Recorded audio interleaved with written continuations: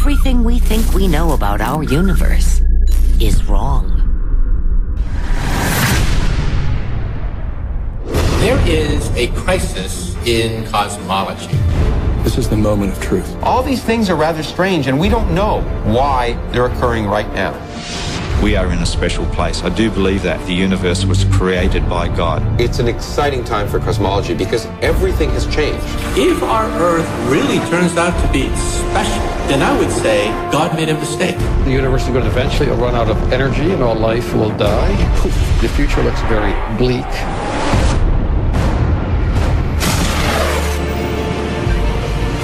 It's a strange time in cosmology because we don't understand nothing. Whole universes could come from nothing. Whoa, what is going on here? As it turns out, nothing is almost everything. Dark energy, as we call it, is the greatest mystery in all of creation. Science has said you must stay over in this category here and you cannot go into the God category because that's going to destroy our science. We have to ask Mother Nature, how do you work? There's a shelf full of Nobel Prizes for the physicists who can unlock the secrets of dark matter. You can go on some websites of NASA and see that they've started to take down stuff that might hint to a geocentric universe. We may be very special, but that doesn't mean the universe was created just for us. This idea that we're not in any special place in the universe, there's something wrong with that. So they send out this satellite and they find out these temperature disturbances throughout the universe were all pointing to the Earth. When I see how barren the other planets are and how bountiful the Earth is, something's different, and we're in just the right spot. We seem to find ourselves in a part of the universe that is perfectly tuned for life. Life is extremely rare, and that we are in fact the only life in our entire universe. Now I actually think we're very significant. The Earth is a very special place, no two ways about it.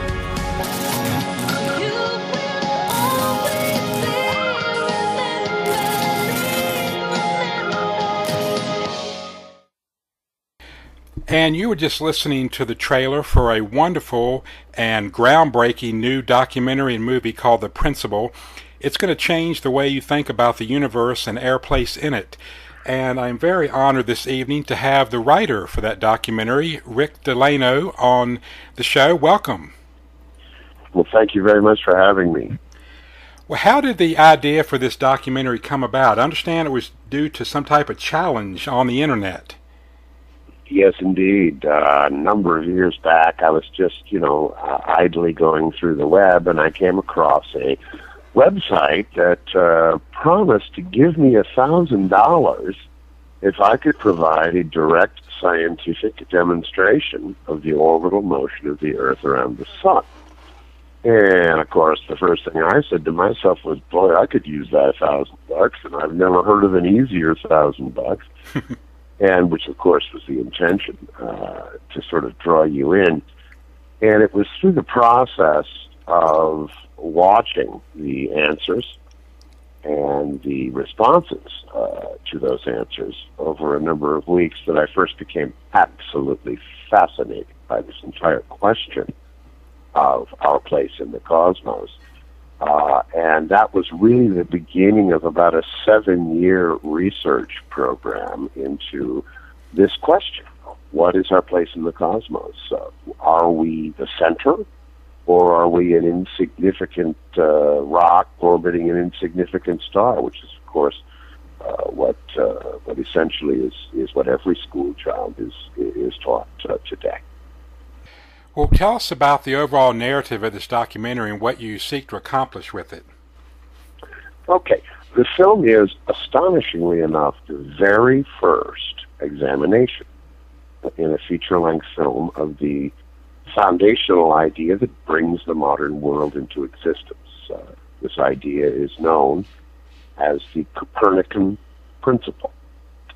And the Copernican principle is a very simple, very powerful idea. It states that the Earth is not in any special, privileged, or central location with respect to the large-scale structure of the universe. This idea is so incredibly powerful that it really takes the worldview of medieval Christendom and overthrows it. Once the average person in the world became convinced that what the church had unanimously taught from the very beginning, that the earth was the first object created in Genesis 1:1. Obviously, the earth was not going around the sun in Genesis 1:1, since the sun had not been created yet. It was obvious to every believer in the first 1,500, 1,600 years of the church that it was completely preposterous to propose that the earth was not the center of the universe. And there were extremely good theological reasons for this. After all, if we take the Bible at face value, the reason for creation itself, the reason for the universe to exist, is to give glory to God and to provide a place for the incarnation of His Son, for the redemption of the lost children of Adam. So theologically, it would make sense that it would be at the center. Obviously, for thousands of years, when we would look up, and even today, if we look up, we watch the sun go across the sky every day. We watch the stars go across the sky every night. It was intuitively obvious to the ancient world that we were the center and that everything was going around us. And when Copernicus came along and proposed that, no, that's not correct. What you see is not what you get, because what you're seeing is an illusion. Copernicus proposed that what is actually occurring is not that the universe is rotating around us, but instead that the Earth is rotating on its axis once every 24 hours and is rotating around the sun once every 365 days.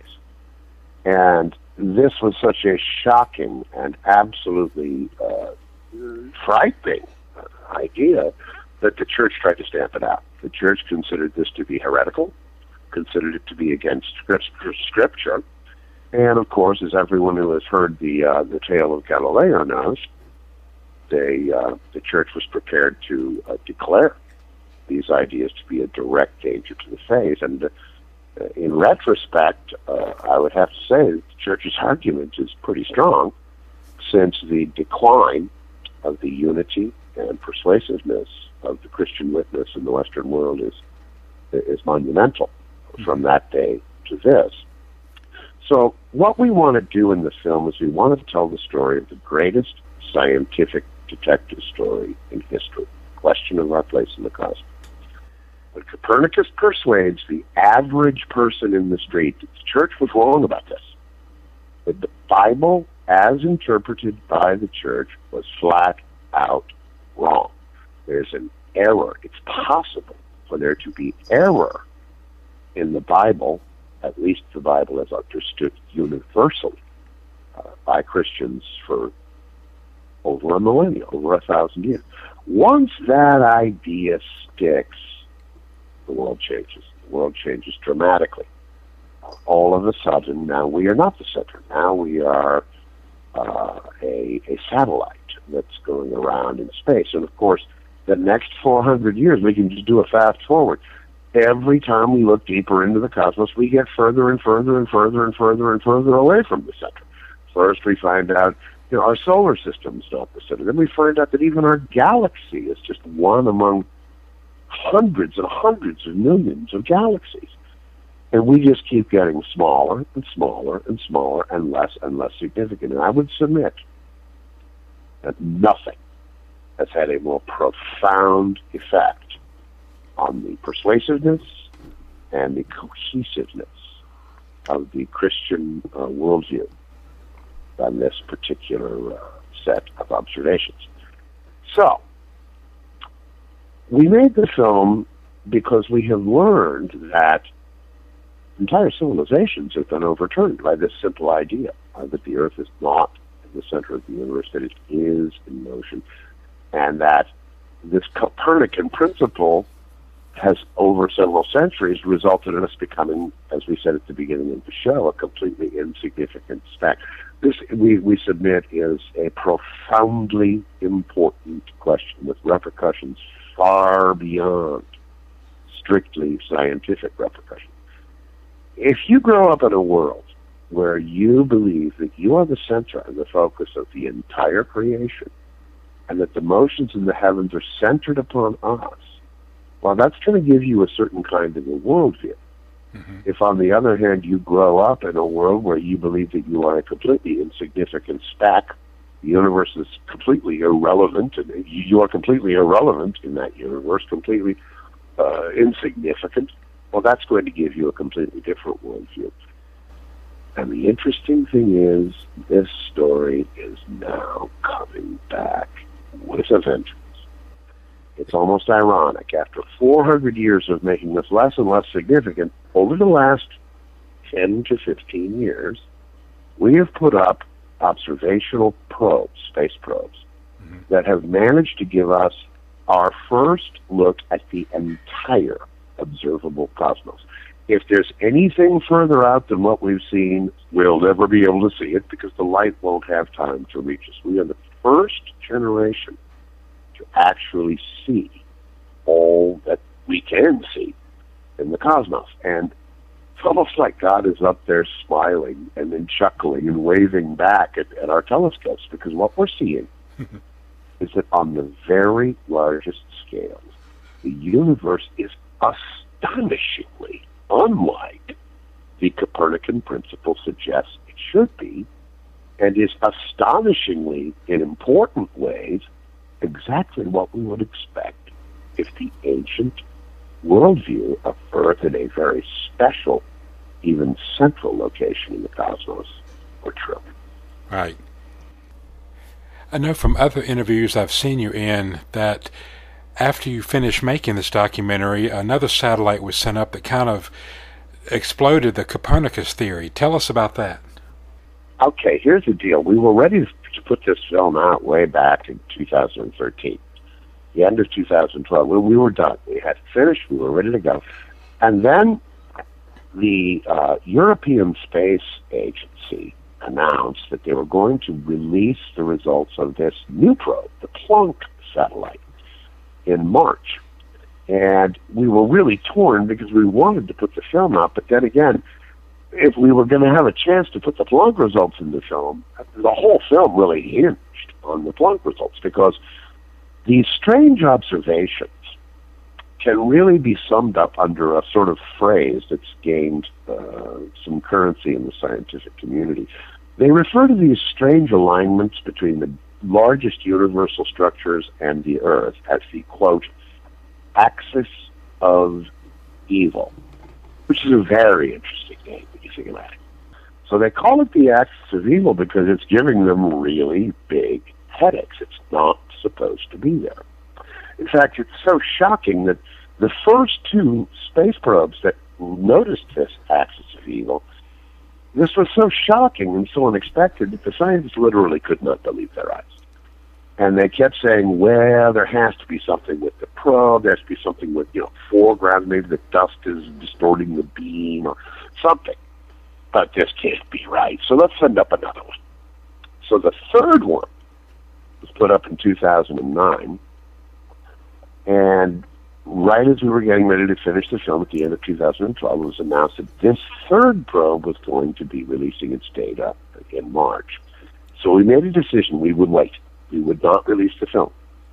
We called up the guy who actually discovered this axis of evil, Professor Max Tegmark of MIT, who we had interviewed earlier, and we said, Max, Planck's going to report. Would you be willing to let us fly back out after the announcement and interview you and get your impressions of what Planck says about this? And he agreed very graciously to do so. Now, it's important to keep in mind, at this point, our whole movie really hinges on whether this axis is proven to be false or whether it actually stands up, and they still find it in the Planck satellite results. And nobody knew. But 95% of the cosmology community was absolutely convinced that Planck was going to prove the axis wasn't real. So we're sitting here biting our fingernails. And then the day came, March the 21st of 2013. And there's a wonderful portion of the film where Max describes, he got up at 5 in the morning so he could watch the live feed from Paris. And the excitement and the enthusiasm that he expresses on camera here is so wonderful, because science is such an incredibly exciting endeavor. But in fact, at the end of the day, the Planck satellite confirmed this absolutely astonishing alignment of the largest scale structure in the universe with us, with the ecliptic and the equinoxes of Earth. And this is big. This is really, really, really unexpected and causes, that's why they call it the axis view, it causes real problems and headaches for this Copernican principle view of reality. So we flew out to Boston.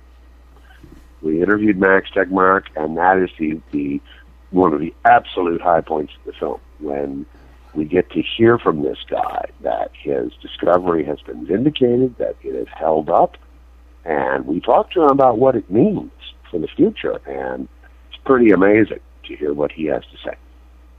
If the Copernican theory was wrong, what are the implications of that? Well, they're vast. They're huge. If the Copernican principle, the idea that we're not in any special place in the universe, is wrong, then all of our Big Bang cosmology is wrong. It collapses in toto immediately, because the mathematics that the scientists use to solve the Einstein equations for cosmology, all of these solutions depend upon the idea that the Copernican principle is true. If the Copernican principle is false, then every single solution, all of the mathematics, the age of the universe, the size of the universe, all these things that you get flunked in science class, if you don't give the, quote, right answer, all of these things depend upon the Copernican principle being true. So the ramifications here are potentially absolutely world-changing. And this, I might point out, is one reason why so many people have gone to such extraordinary lengths to try and discredit this film. Yes, I want to talk about that in a few minutes.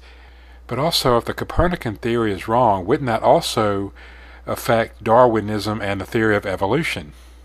Oh, it's devastating, because there is such a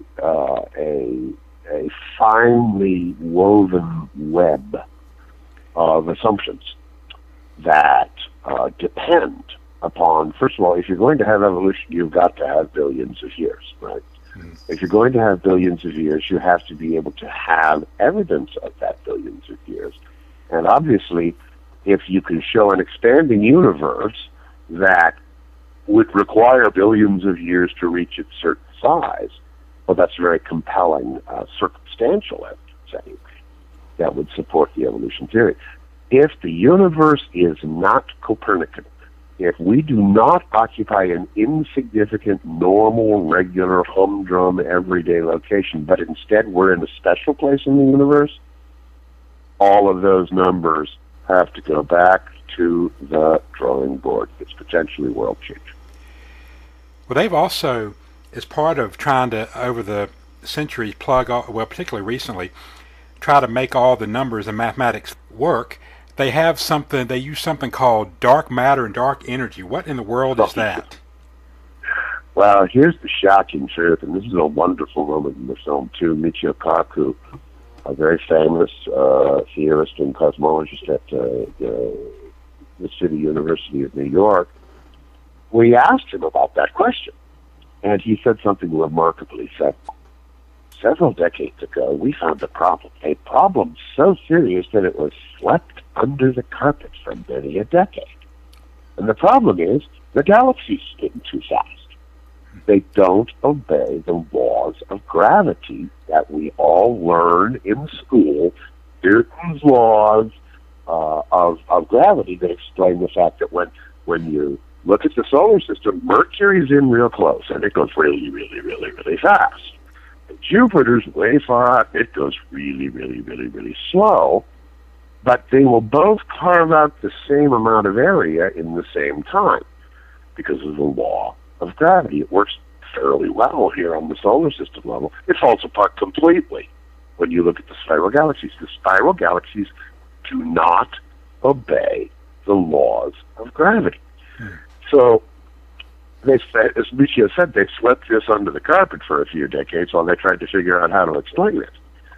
And the explanation they ultimately came up with was, okay, there's got to be all of the matter that's missing that we can't see, that would make the galaxies behave the way we see. Because let's face it, if the galaxies are spinning 10 times too fast, they shouldn't be spirals anymore. They should have flown apart billions of years ago. And yet there they are, perfectly spiral.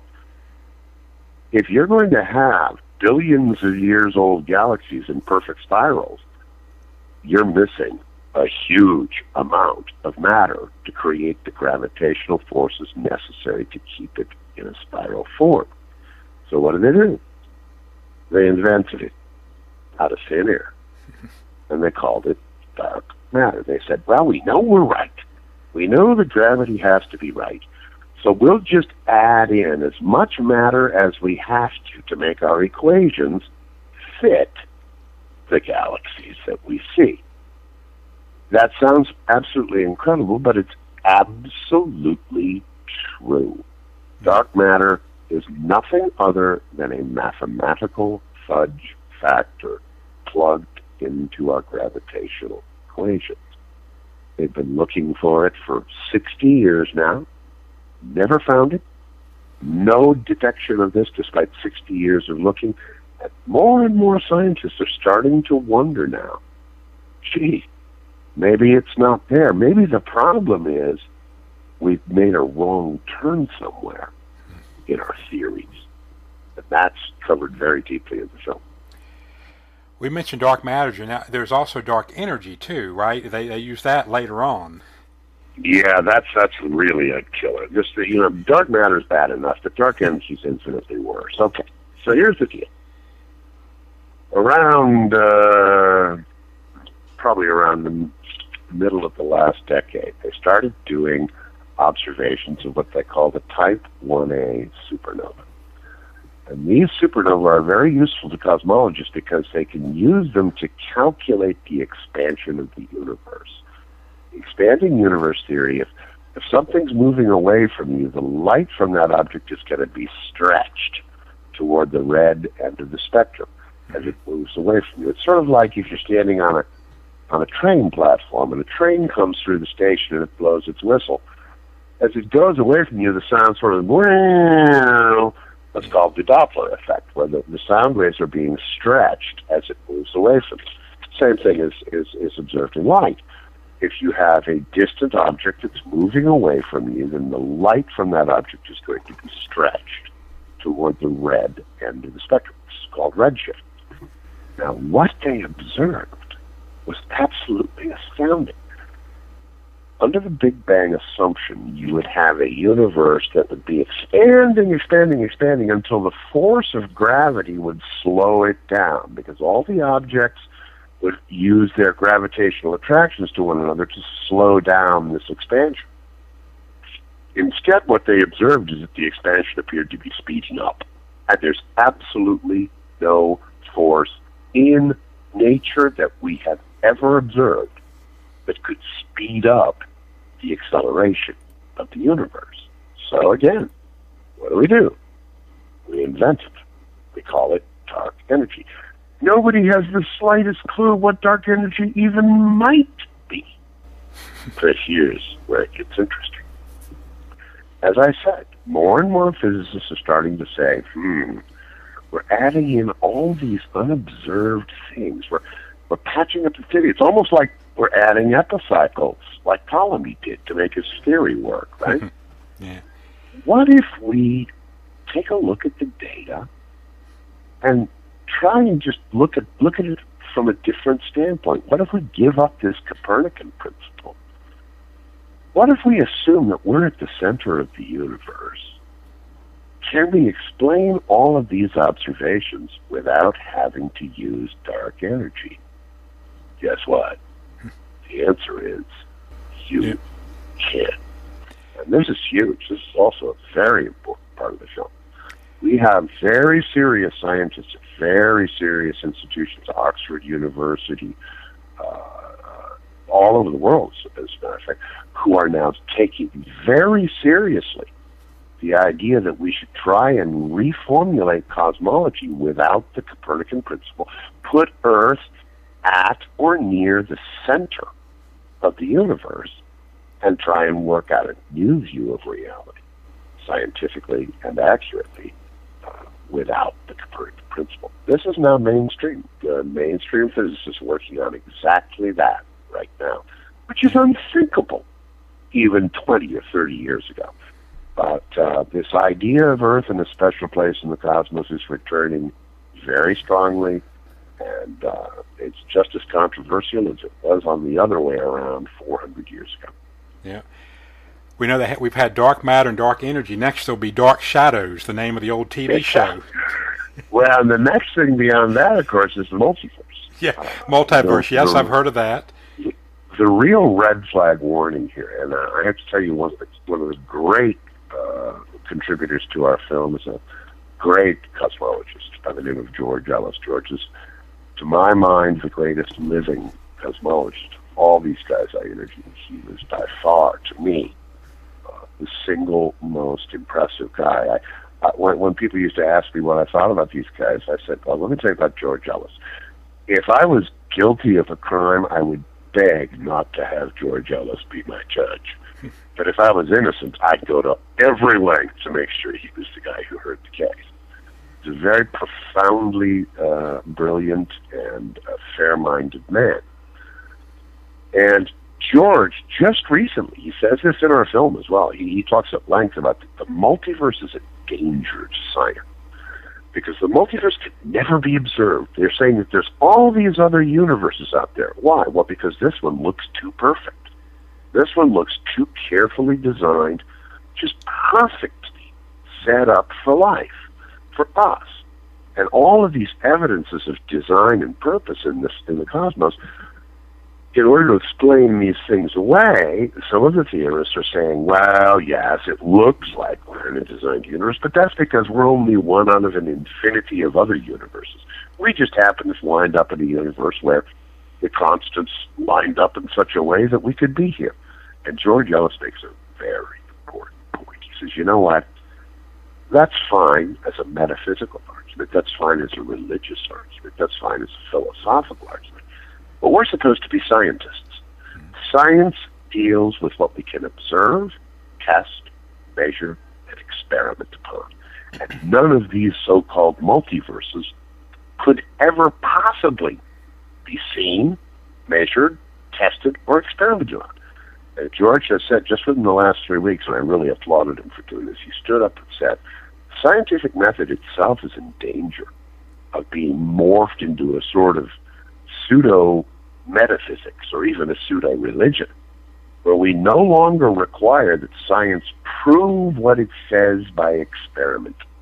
Now we're just going to let them weave their mathematical equations and never have to prove them in the lab. So that's a red flag warning that science is on the verge of departing from its own legitimate method, and departing from its own legitimate domain, and trying to replace religion. Well, isn't, in a sense, the whole Copernican theory a philosophical or metaphysical theory? It's not. It's not something he tested by experiment. Absolutely true. The story is really interesting because this, believe me, you can go all the way back to ancient Greece and find the argument between the geocentrists and the heliocentrists. It wasn't like Copernicus was the first guy to figure out that the observations would be the same, whether we were at the center and the universe was rotating around us, or whether we were rotating on our axis and going around the sun. The observations would be exactly the same in either case. He wasn't the first guy to figure that out. What he wanted more than anything else was he wanted to get rid of the epicycles in Ptolemy's system.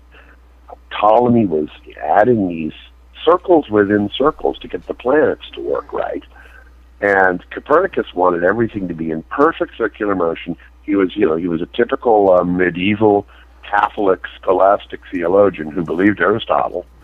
And Aristotle said, well, since the heavens are more pure than the earth, and they have to move in more pure forms of motion, and the most pure of all forms of motion is a circle, therefore, the heavenly bodies have to move in perfect circles. Ptolemy went away from that, and Copernicus hated that. He wanted to restore that perfect circular motion that the Aristotelian metaphysics told us had to be the right way. Well, the funny part is that Copernicus couldn't get his theory to work. It ends up that Copernicus requires more epicycles than Ptolemy did. But there's a deeper issue here. Remember, if the gospel is true, if the Bible is true, if the Christian faith is true, then we must expect that the adversary is going to use every bit of his ferocious intelligence to try and convince people that it's not true. Absolutely. That it's full of error. Mm-hmm. And what better way to do that than to move the earth out of its central position, make it insignificant, open the door to the idea that we're nothing but an insignificant speck of dust, open the door to the Copernican principle applied to biology. That's all Darwinism is. Mm-hmm. All evolution is the Copernican principle applied to biology. We're nothing special there either. So this was the most brilliant, in my opinion, the most brilliant masterstroke to overthrow the Christian worldview in history. And now the pendulum is starting to swing back. It's crucially important to Christians, and especially Christians who have lost children, lost uncles, or lost friends to this atheist worldview. They need to know about these new observations. They need to be able to stand up and show that science itself is giving us increasingly powerful indications that the Christian worldview is in important ways a better fit to the evidence. And I think it always has been. Like you mentioned earlier, the scientists since that time 500 years ago have looked at it through the lens of Copernicus, where as we're starting to now again look through it from the viewpoint of the gospel and what the Bible says. I mean, I found it interesting you mentioned earlier that, and I went back and read this actually last night. If you look at the Genesis account of creation, Earth was created first. The sun, the moon, and the stars weren't created till the fourth day. So that sure sounds a lot to me like the Earth was the center and everything else was created around it. Sure sounds a lot like that to me too, brother. And the bottom line, as you mentioned earlier, is that, in my opinion, the Earth is special because this is the planet that God came as a human being in the form of Jesus and died on the cross for our sins and was resurrected on the third day. I mean, you can't get more special than that. I mean, if you I'm believe telling you, it all hangs together, really. Yeah. If the Bible is telling us the truth, then the bottom line is that we are, in fact, the first object created. We are not orbiting the sun on that day of creation. There's no question, because if we take the Bible at its word, the sun doesn't exist for 3 more days. Right. So every Christian had this worldview. We are the center. We are the place where Christ is going to come, where God himself is going to come. Where else would that be? Is that going to be some insignificant pebble off of the dark recesses? Mm-hmm. Or is that going to be the center of the universe? The Bible tells us the earth is God's footstool. Do you notice many footstools going around and around and around in circles? I don't. The Bible tells us that the earth is set on its foundations and can never be moved. Those words are very plain. We have somehow managed to persuade ourselves that they don't mean what they say. Right. But I would just say that is just another example of how we have surrendered more and more and more and more of what was delivered to us. The faith once delivered in the face of what we took to be completely certain scientific demonstrations to the contrary. The most important message of this film is be very careful before you ever assume that a scientific demonstration is solid enough to overturn what the Bible has told us. If anything was ever certain, it was that Newton had proved the Earth was going around the sun. Guess what? Every proof that Galileo, Newton, Kepler, all of them advanced in the 17th and 18th centuries to prove that the Earth was going around the sun has been abandoned. No scientist agrees with any of those arguments. Now, they can't, because the theory of relativity won't let them use those arguments anymore. Now, they'll use them against us because they know we're dummies and we don't know what's going on. We're intimidated by scientists. We'll take them at their word. Just, they're the new priesthood, right? Right. Don't be intimidated, folks. The evidence is shockingly supportive now of the Christian worldview, but there's an intellectual tradition in Christianity. We converted the pagans because we had the science. We had the logic. We had the philosophy. We have really got to tighten up our game. Souls are at stake here. The vast majority of the lost are not going to listen to the Bible. They've already rejected it. What do they believe in? They believe in science. If you can take the fight to them on those grounds, oh man, things could change in a very big hurry. And the Apostle Paul, if I'm not remember exactly where it was, that's what he would do. Remember, he went to Athens and he saw all those... Oh, yeah, the Areopagus. Absolutely. That's a great example. Yeah. He used the very techniques of the Greeks to convert them. And the reason that is such a powerful lesson to us today is that we are very much like Paul at the Areopagus. We're surrounded now by a culture that just laughs at us. Just thinks we're a bunch of superstitious yahoos. Well, guess what? That's not true.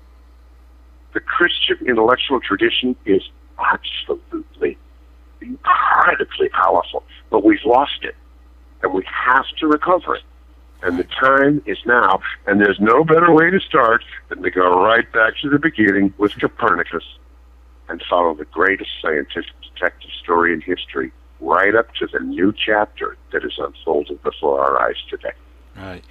Well, I want to talk about what happened, the uproar that happened once this movie came out. But first, tell us where they can find out more about the movie online and get information. Sure. The website is www.theprinciplemovie.com. That's PRINCIPLE movie.com. You'll be able to get to our Facebook page and join the very spirited discussions going on a daily basis there. You'll be able to find out where we're playing. You'll be able to ask to bring the film to your town. You'll be able to get in touch with us directly through our website and find out all about the controversy and the extraordinary attempts that have been made to prevent you from ever getting a chance to see this film. Well, tell us a little bit about that, because I think this is incredible. what some people claim that were in the movie once the movie was out. It is incredible. As near as I can tell, it's never happened before. Here's in a nutshell what happened. We made the film, we edited it, and we put a trailer up. We were still actually in the process of finishing the film when we put the trailer up. We put the trailer up right around Christmas of 2013. And for about 4 months, there was a lot of interest. It was growing nicely, a lot of interest. But then all of a sudden, out of the clear blue sky in April of 2014, overnight, this film became the third largest story on the World Wide Web. Wow. What happened was a very bitter enemy of the executive producer of this film started sending tweets to the scientists who had appeared in it, some of whom had become my friends. And these tweets said, "Did you know you've been tricked? That you've been duped into a movie that's going to make you sound like you believe the Earth is the center of the universe?" And this just took off. This story just took off like a rocket ship. And by 2 days later, everybody in the world knew that we were just a bunch of crackpot geocentrists who had tricked these scientists and edited them up to make them sound like they were geocentrists. Now, here's the problem. That's a great story. I mean, I can see you on the story. I mean, who could resist a story like that, right? Yeah. There's only one problem. not a single one of these news outlets bothered to pick up the phone and check the facts with me. I made this film. I conducted most of these interviews. My phone never rang once. It was never the intention of the people spreading this story to check the facts. It was the intention of the people spreading the story to discredit the film. Now let's take a look at that story for a second. Okay. So if we are to believe this story, then you are talking to an evil genius who somehow managed to get the smartest guys in the world to sit down and talk to him with a camera running for hours and hours and hours without having the slightest idea of what they were talking about. If we are to believe the story, then Captain Janeway, Kate Mulgrew, our wonderful narrator, we are supposed to believe somehow read this script for months before taking the job, then sat down and recorded it in a New York City recording studio and never had the slightest idea of what the film was about. May I suggest that there are huge gaping holes in that story, that it just doesn't make any sense at all. And of course it doesn't. It turns out, of course, that all of these claims were made by people who never saw the film to begin with. And they called these scientists up, did you know you were tricked into a film? Now, what are you going to do if somebody calls, did you know you were tricked? Oh, no, I didn't know anything about that. Oh, no, they must have tricked her. I never knew it. None of them bothered to pick up the phone and call me and ask to see the film they were telling everybody in the world about. So clearly this created a problem for us. We were a little independent film company trying to get our film finished, and all of a sudden, we're being, subjected to this disinformation campaign designed to discredit the film. What I can tell you is it's a double-edged sword. It was very frustrating to have so much of this disinformation flowing all over the world, but it also let me know that they were very, very scared of this film. And they have good reason to be. This film brings before the public astounding evidence that they're not comfortable having presented in the context of an open and honest debate. It's just like Michio Kaku says about dark matter. This problem was so great that we swept it under the carpet for a number of decades. They want this under the carpet. They don't want this out there. And we're bringing it out there. So we're going to have a rough time. We're used to it. We're happy. We have put all of the release forms that these people signed up on our website. You can read them for yourself. There is no question that we told them exactly what we were doing. We have the raw footage. We've shown it. It's on our website. Every one of these people knew exactly what this film was about. It's about the Copernican principle. And obviously it's impossible to do a film about the Copernican principle without including the fact that we were all geocentrists 400 years ago.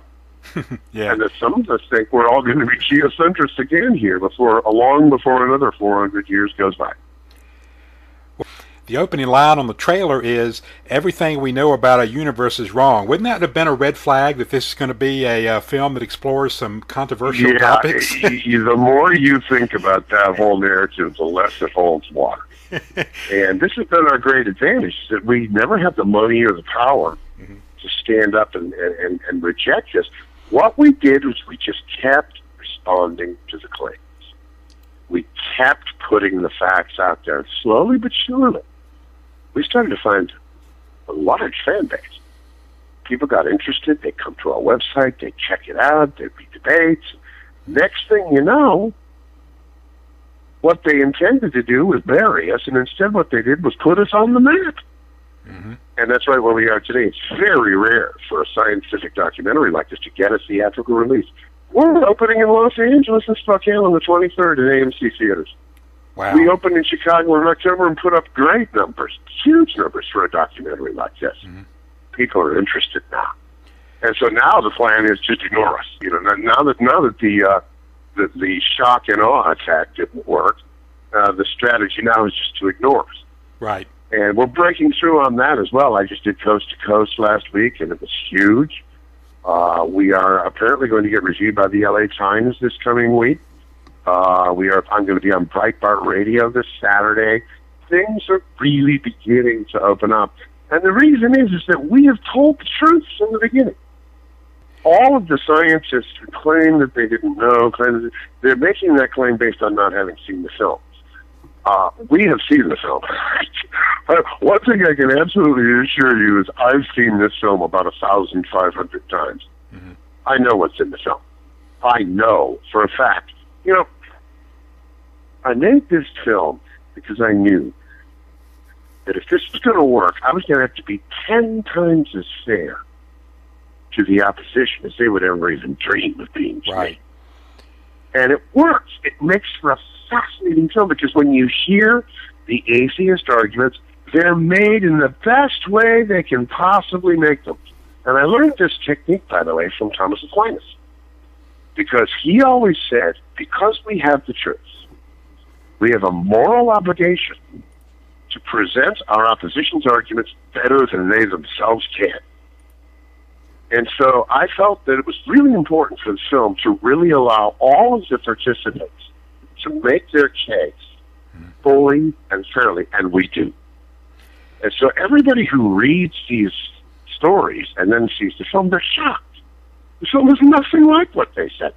That's turning to be a huge advantage for our film now. And I think that with the support, especially of the people of faith, if we can just get this film off the launch pad here, this one could be a game changer in a big way. What has the audience reaction been to this when you show it? It's been stunning. We are consistently amazed. I did a critic screening in LA 3 days ago, and these are smart people who watch movies for a living, and they were blown away by the film. These are secular, smart Hollywood people.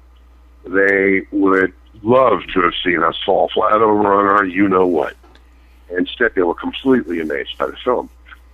It's a very, very, very interesting, well-made, and powerful film. And they saw it. And so I believe that once this turns from innuendo and rumor to, let's go see it for ourselves, let's find out for ourselves. Right. That's when it breaks our way. The pendulum swings over our way once people actually see the film. Right. It seems that though, you were trying to be fair to these people, we have nothing to be afraid of from our viewpoint. We're trying to open discussion. However, if they are wrong in their viewpoint, that dramatically alters what they've lived and believed their entire adult lives. Boy, you just said it. Imagine all those Nobel Prizes. Imagine all those doctorates on all those walls. Imagine all those peer-reviewed articles. Yeah. Imagine all that research money. It's very difficult for anybody who is part of that system to consider the possibility that they're going to be overturned. Yeah. But to be perfectly honest with you, science is not about the sheepskin. It's not about the Nobel Prize. It's not about the research grants. Science is about what the experiments can show us. That's what makes science great. Right. If you can show me something in the lab over and over again, you win. But if you can't, don't tell me it's science. Right. Don't try to wrap your personal worldview up in the mantle of science because it'll give you more credibility. That's wrong. That's bad for science, and it's bad for us. Right. Scientific method is a beautiful thing, but it has to be allowed to challenge everyone's assumptions, not just criticisms. Right. And their worldview seems to be one that completely rejects any consideration of God or the catchphrase these days is intelligent designer. And if they have to face the fact that there is, then, boy, that's really an eye-opener for them. So, look at it this way. The guy who gets to tell the creation story has the greatest power in the world, more than military power, more than financial power, more than any other power. If you are able to take the next generation of human beings and tell them who they are, what they are, where they came from, and why they're here, you have now created a mesh through which everything they experience in their lives is going to be interpreted. Right. The smartest guys in the world who figured out a long time ago this question of our place in the cosmos is somehow fundamental to that worldview. And look, the church wasn't happy when Galileo came along. They tried to stop him for very good reason. They knew that once these ideas became widely adopted, it was going to result in the unraveling of the cohesion of the Christian worldview. Mm-hmm. Now the shoe's on the other foot. These guys now have the power. These guys now tell the creation story. These guys get to tell us who we are, what we are, where we came from, and what it all means. And now they see the possibility of the same kind of rejection staring them in the face, and unfortunately they're not proving to be very amenable to the idea of letting science make that determination at all. Yeah. Well, one question, one thing that fascinated me about one of the interviews I saw online, getting back to the place of the Earth and whether it rotates around the sun or the sun and the universe rotates around it, and I did not know this. Explain how our global positioning system works, because it doesn't work off scientific theory because it has to do something different. Yeah, well, it's a pretty deep question, but I will say this. Try and make it as simple as possible. Okay. Our present physics, the theory of relativity, is based on one fundamental postulate, that the speed of light is always the same, no matter whether it's being emitted by a moving body or a body that's standing still. What most people don't realize is why the theory of relativity is required to say that. The theory of relativity is required to say that because every experiment that was ever conducted for centuries to try and directly measure this universally assumed orbital motion of Earth around Sun kept returning a value of 0. It was driving them crazy. They couldn't figure it out. And finally, at the end of the day, Einstein came along and said, all of your physics is wrong. The speed of light is the same no matter whether the Earth is moving or whether it's not moving. That's why none of your experiments are showing that the Earth is moving. And everyone went, oh, great, so we don't have to say the Earth's not moving after all. Great. That's relativity. So relativity is based on this notion that if you and I are walking, right, next to each other, and we're walking at the same speed, right, then the speed of light is going to be exactly the same for us. It's going to be no difference. And if you stand still and I start walking away from you, as long as I'm walking in a straight line at a steady pace, no acceleration, the speed of light's going to be exactly the same between us. Now, here's the funny thing. The GPS system is based on exactly the opposite idea. In the GPS system, those satellites up there, their clocks are synchronized with ground stations, and those clocks are synchronized such that the speed of light is the same when you shoot a beam up to the satellite and a beam down to the satellite on Earth. The speed of light is treated by the computers as being the same. But let's have ourselves get into an airplane, fighter jet. And let's start hauling our fighter jet across the land.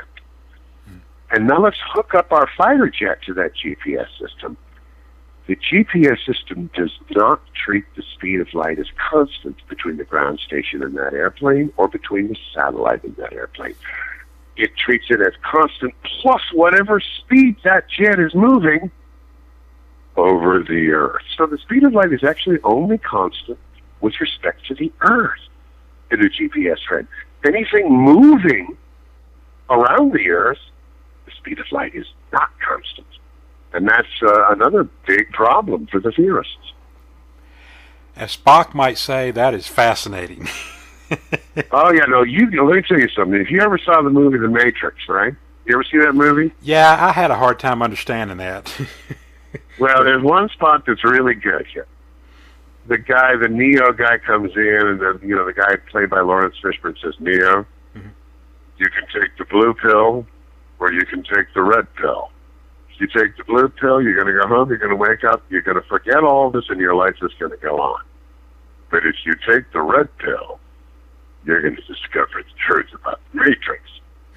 Well, this question is like taking the red pill, because you are exposed to history that is just absolutely astounding.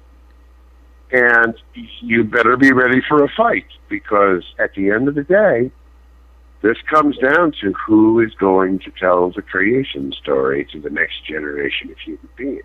Right. And that is a power that is not lightly given up, and we can expect a battle. Absolutely. And it's a spiritual battle as well. I mean, it manifests itself to human beings. I think it is primarily, if not totally, a spiritual battle. I do not think that these atheist scientists that I've talked to are bad men. I believe that they have naturally assumed that, I mean, everybody knows there's no God, right? For example, Max Tegmark was completely stunned when he found out that I was a Christian.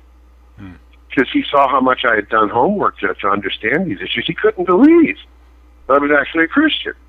To them, it's like, are you kidding? I mean, of course I'm an atheist. Isn't everybody, right? It's a indication that the ability to create that worldview, which I think comes from the spirit, ultimately.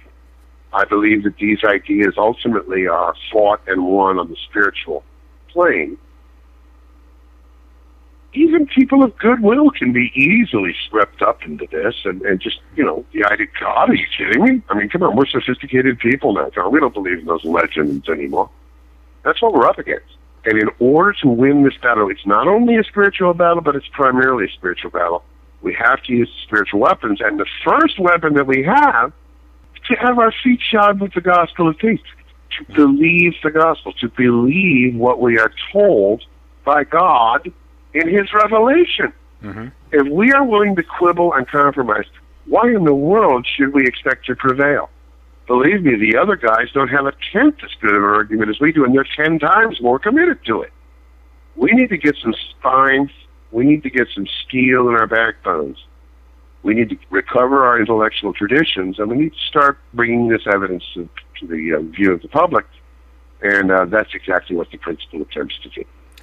Yeah, we've gotten kind of, complacency would be the word I've used that the church has got in the last couple of centuries, it seems like. It's called ghetto mentality. Yeah.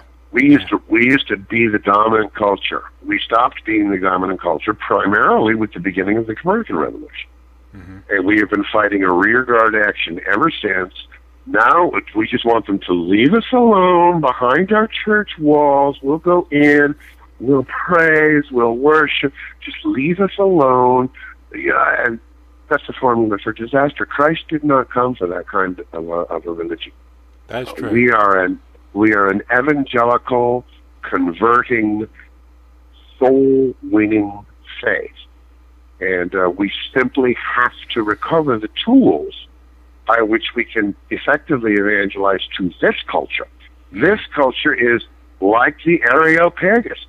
They will not be persuaded simply because we say the Bible says so. They've already rejected that. We have to go after them where they live. And where they live is science. We have to be willing to engage on the grounds they feel most confident on. And the principle is a very important sign that re-engagement has begun. Well, tell us once again where we can find more information about the movie. www.theprinciplemovie.com is a completely comprehensive resource for everything you need to know about the principle. Well, I tell you what, I could sit here and talk to you for hours and hours on this. I find this fascinating, but I just want to thank you for coming on the show and sharing the information about the movie and your thoughts with us. I really appreciate it, and thank you so much for having me.